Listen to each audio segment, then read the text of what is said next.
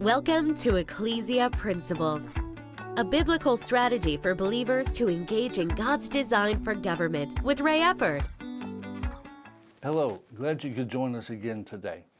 We're continuing our discussion about the jurisdiction of the family. And this week we're starting to look at things that can help protect the family, and particularly from a governmental standpoint, because this is Ecclesia Principles.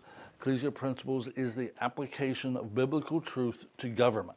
Now, with this, our text that we've been using for this is the first portion of Romans 13:4, talking about government officials, for he is God's minister to you for good.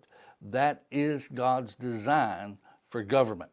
Now, government isn't always doing what's good for us, but God's intent was that it would.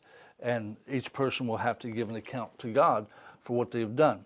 Yesterday, we talked a little bit about economics. Specifically, we talked about how inflation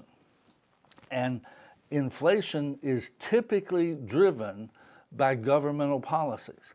You know, this last round of inflation that we have dealt with, there were governmental policies that were put in place that many people were saying, this is going to create major inflation. It's going to create major inflation.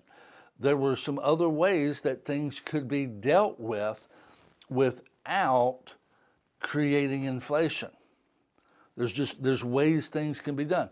Let me give you an example in this. You know, if you've got 5 people and you got 3 candy bars, and at that point you're going to sell the 3 candy bars, but the 5 people all have $1.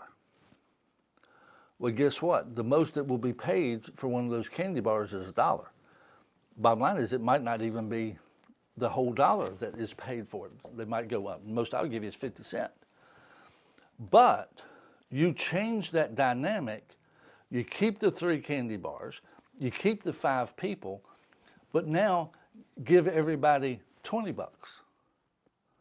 Well, the bottom line is that candy bar is going to bring more now. More will be paid for that candy bar. You say, yes, but it's a lower percentage of it. But it's still going to drive it up. Because here's the thing. There's not 5 people in our country. There's not 5. And everybody doesn't have the same amount of money. But when you put more money into the economy without it being created through jobs and production, you just put it in there, then the costs of everything are going to go up. And the bottom line is, at that point, especially for the middle and lower income, those wages do not go up in proportion to that. They don't rise with that money that came in. Now you've got more people that have got more, and these have got the same amount, but now that candy bar costs $1, and all they got's $1. And from that dynamic, governmental policies where they put money into the economy, just write a check for it if you would. And those of you that think, well, that's an oversimplification, I understand that, and I do know how they do that, but I don't have time to get into that. But the bottom line is, it's still funneling money into the economy without it coming through production, without it coming through work, through creativity, so forth and so on. And it always creates inflation. And those policies are always extremely detrimental to the middle and lower income families. And it does a lot of damage to the family. Join us again tomorrow.